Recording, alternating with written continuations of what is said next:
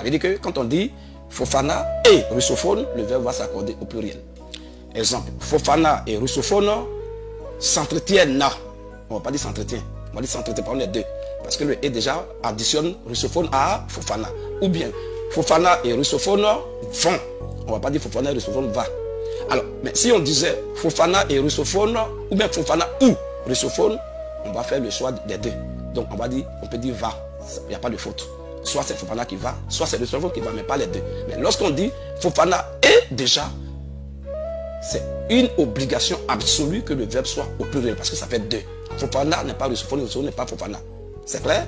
Alors la Bible dit ici, je t'en conjure devant Dieu et devant Jésus-Christ, oui. Qui doit juger. On dit qui doit, on n'a même pas dit qui doit. Pour dire que s'il y a des gens qui diffèrent, ou bien qui font faire la différence entre Jésus et Dieu, ils sont dans l'erreur. La Bible dit clairement ici que Jésus là, sinon Dieu là, c'est son nom qui est Jésus-Christ. Clairement ce que la Bible dit, noir sur blanc.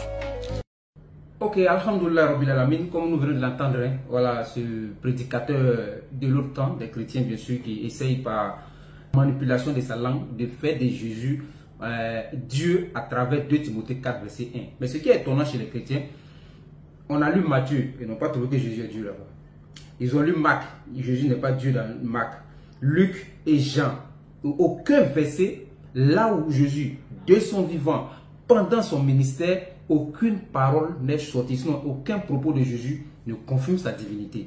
Il aura fallu maintenant que ce prédicateur-là puisse aller se cacher derrière quoi? 2 Timothée 4 verset 1. Donc tous les évangiles qui ont été cités, surtout les 4 évangiles canoniques, aucun test de ces évangiles canoniques ne démontre la divinité de Jésus. Il aurait fallu que Paul adresse une lettre à Timothée, notamment dans le chapitre de Timothée 4 verset 1, pour venir prouver la divinité de Jésus. Là, vraiment. Et nous voyons ce verset être répété dans ces forums, sinon dans les forums de nos frères chrétiens, pour essayer de démontrer que Jésus est Dieu à partir du texte de 2 Timothée 4 verset 1. Or ça c'est une très grande erreur de ces gestes que nous allons corriger par la grâce d'Allah subhanahu wa ta'ala, parce que nous musulmans, nous sommes doués d'intelligence et nous comprenons les Écritures à travers le contexte bien sûr dans lequel les choses sont dites, Inch'Allah. Donc bienvenue à l'émission Éclairage, c'est parti donc pour la correction de ce prédicateur là, Inch'Allah.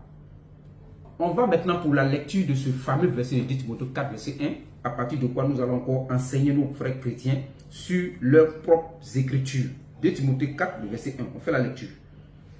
Je t'en conjure devant Dieu et devant Jésus, qui doit juger les vivants et les morts au nom de son apparition et de son royaume. Donc, comme vous l'avez vu dans ce qu'il a essayé de démontrer, dans la langue de Molière, bien sûr, d'expliquer le « et » qui a été utilisé ici pour démontrer que Jésus est Dieu. Parce que le verbe qui suit maintenant, on met « qui doit » au lieu de « qui doivent ». Donc pour lui, si Jésus et Dieu étaient deux entités différentes, on dirait « qui doivent ».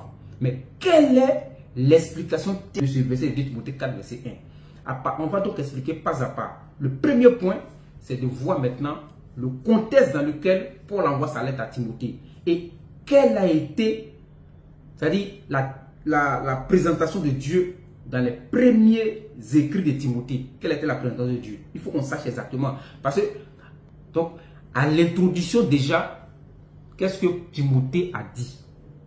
Nous allons lui faire la lecture pour qu'on... On écoute très bien, 1 Timothée 1.1.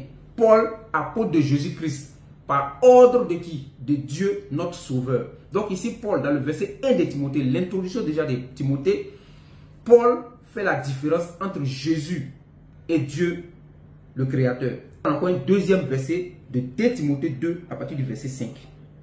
Pardon, 1 Timothée 2, le verset 5. 1 Timothée 2, le verset 5.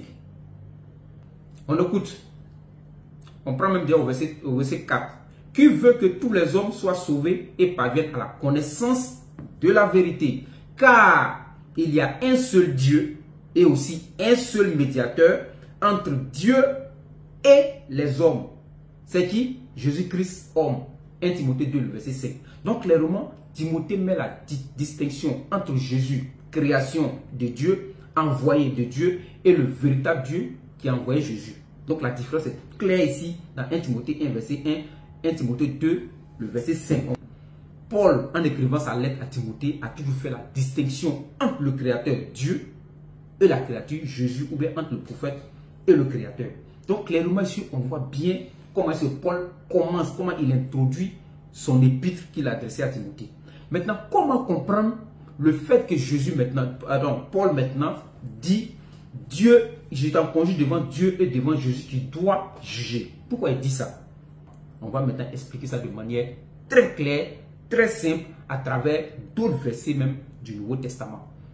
Dans Jean 5, verset 22, Jésus-Christ a dit clairement, car le Père ne juge personne, mais il a confié tout jugement au Fils. Qui est le Fils? C'est Jésus-Christ. Donc Jésus fait la distinction pour dire que c'est Dieu qui lui donne le pouvoir de juger. Acte 10, verset 42. Qu'on va lire d'abord, Acte 10, verset 42, avant d'arriver à Acte 17, verset 31. Acte 10, le verset 42. Et Jésus nous a ordonné de prêcher au peuple et d'attester que c'est lui qui a été établi par Dieu. Il a été établi par qui? Par Dieu. Il a été établi par Dieu. Pour faire quoi?